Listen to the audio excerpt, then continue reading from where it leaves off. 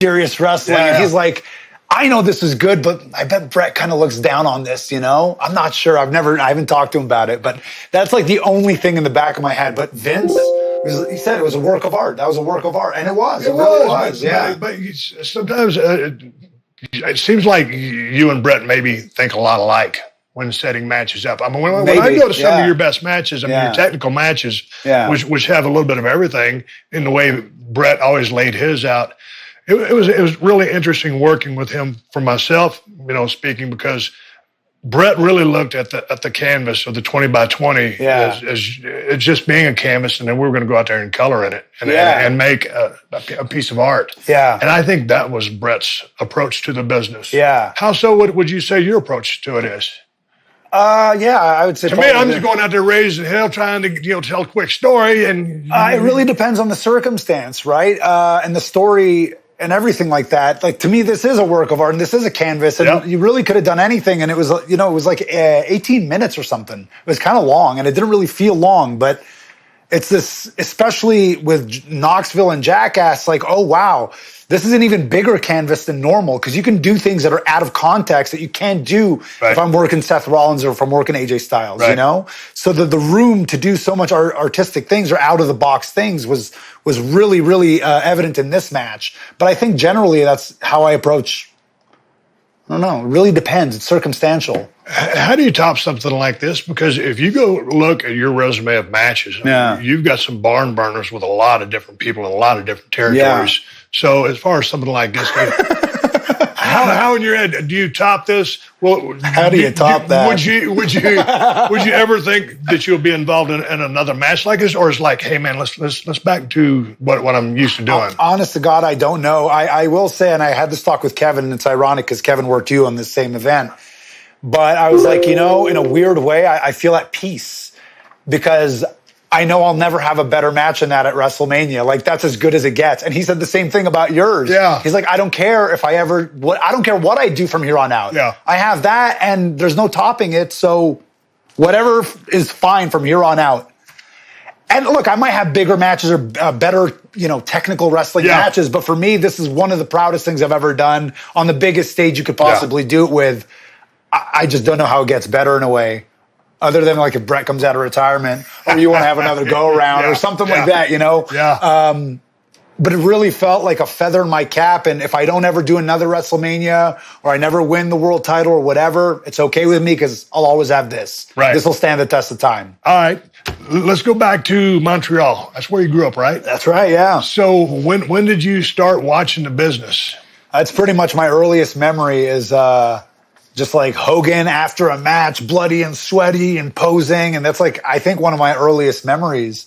I think my dad would watch it. My dad used to do amateur wrestling back in Syria. So he would watch wrestling. And so I just remember watching it with him. And I was just enamored with the spectacle of it from such a young age. Hogan, Ultimate Warrior, like the larger than life. It just spoke to me. And this is a chicken and the egg situation. I don't know if I just naturally, intrinsically have this performer personality, and that's why I was drawn to it, or if this stuff affected me at such a young age. This is why I became the way I am. Yeah. I don't know. All I know is there was a synergy there with what I was watching and with me. So Hogan, Warrior, Yeah. Those guys were kind of the larger-than-life figures. And obviously Hogan was really, really good worker. Underrated, actually. Underrated. Right? Yeah. An outstanding ear, some of the best feel for the business ever. Great sell. Yeah, great sell. Babyface sell. Yeah, and coming out and going into the comeback. Yeah, unbelievable. So, and Warrior was over, but did you ever gravitate towards the more technical people? Yeah. Going back to, like in the early days of that, Steamboat Savage, because, you're somewhat of a master technician in your own right.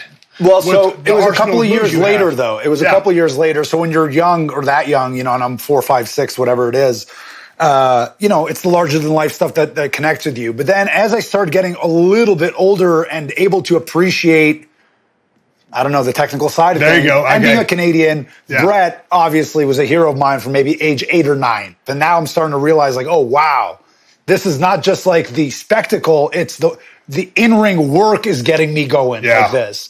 And so then Brett pretty much became my hero.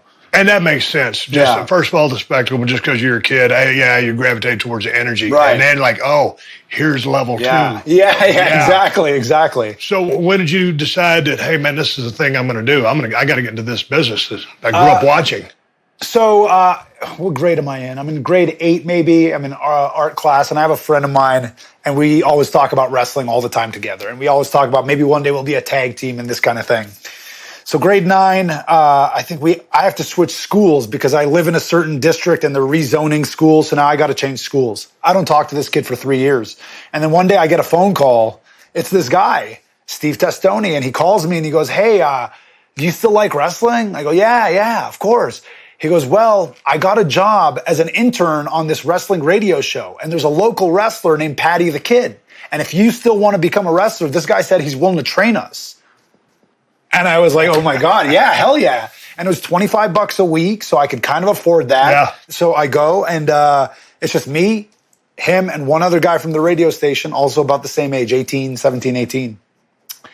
And there's no school, right? It's it's my friend's backyard and a mattress that I guess they pulled from the garbage or something, like a bed mattress. And we had that mattress for 1 week, and that was the end of that. And then it was just the grass. And his philosophy was like, well, if you could learn to bump on grass, you're going to bump properly because there's no room for error. Great philosophy. Great philosophy when you don't have a ring. Exactly. Great, brilliant worker if you think about it that way, right? And of course, you hoodwinked right into it because you're part of the school. But, and maybe it's because I grew up watching it and I was always imitating it and I was always wrestling on the bed with pillows. And all this to say, I was kind of natural. I was a natural when I started getting trained. He showed me how to bump and, I wanted to devour wrestling at that point. So it was like, he just showed it to me and I knew how to do it. Was he the only guy that was training you? Yeah, and actually the other 2 guys never even finished. They kind of dropped off. And about 5-6 months into the training, I was like, hey, I'm the only one calling. I'm the only one trying to follow up. Hey, are we still doing this? I still want to do this. So he's like, well, I think you're ready. Of course. He's right. Right? Yeah, and to be fair, by the standards of the Quebec wrestling indie scene, my rudimentary training 6 months in on grass was sufficient to get in. So then when did you start identifying yourself as Stevie McFly? That was Is that your my first name? Match. Yeah, first match, first game. What was that? Did you come up with that name? Or? Yeah, I did pretty much day of. Yeah. I can't tell. Hello, McFly. Did you see Marquee on that? He said, hey, this is money. What were you thinking? I don't know how deep I really thought into it. I just thought it was cool sounding. No insult. No, not whatever. deep. It's all right. Yeah, I didn't, not that much. Love it. So I had trained for about 6 months, and then it took 2 or 3 months to just kind of get my foot in the door and get the opportunity and get booked. All I needed was one match, because then I could go around and start saying, I'm a wrestler. Can I work here? Yeah, so I had a match, and then I remember taking the bus in the metro to the East End and going to this church basement. And I go, hey, I'm a wrestler. I'd love to work for you. And he kind of looks around, and there's 3 people in the crowd. He's like, yeah, sure. And that's how I got booked. Yeah. Of course, I had bigger goals, little by little to. Did you have it planned out in your head?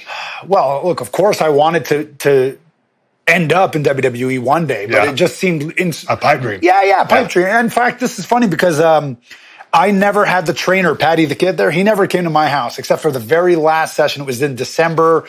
The grass was frozen in Montreal, And so my mom comes back, and my mom's this little lady and Muslim lady with a hijab. And she comes back to say hi to my trainer. And I don't know why I remember this so vividly, but she goes, do you think Rami has a future in wrestling? And he's like, yeah, sure. He's got a future, sure. And I just remember thinking come on, man.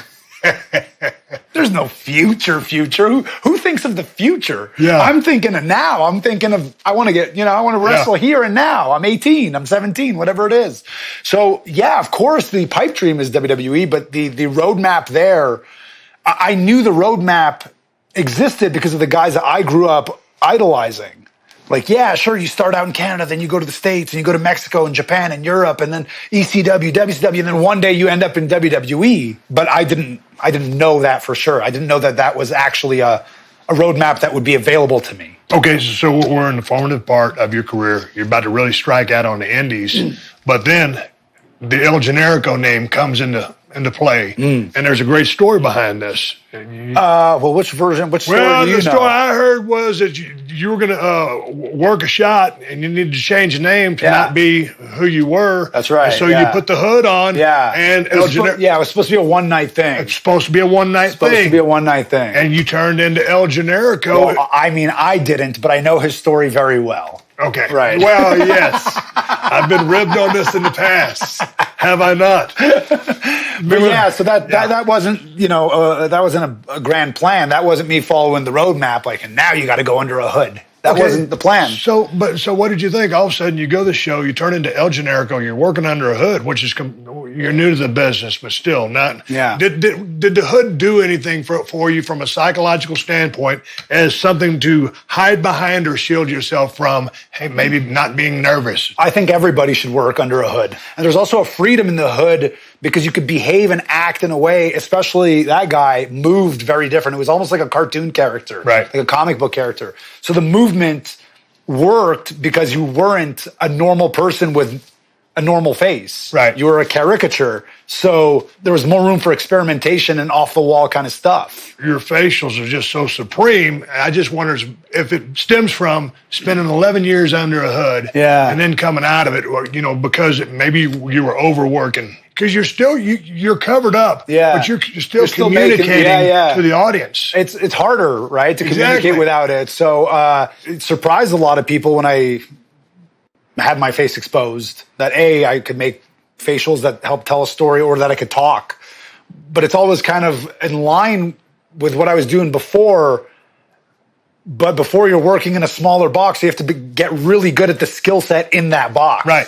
So I do think it helped me, but it is two almost different art forms. The art of body language and the art of facial expressions are kind of two different things. Yeah. Going back to just being on the indie scene, but I had heard you say that you'd basically take any booking you could get. Yeah. How busy did you get? How much were you working? What does it compare to a WWE schedule? Well, I don't think it compares.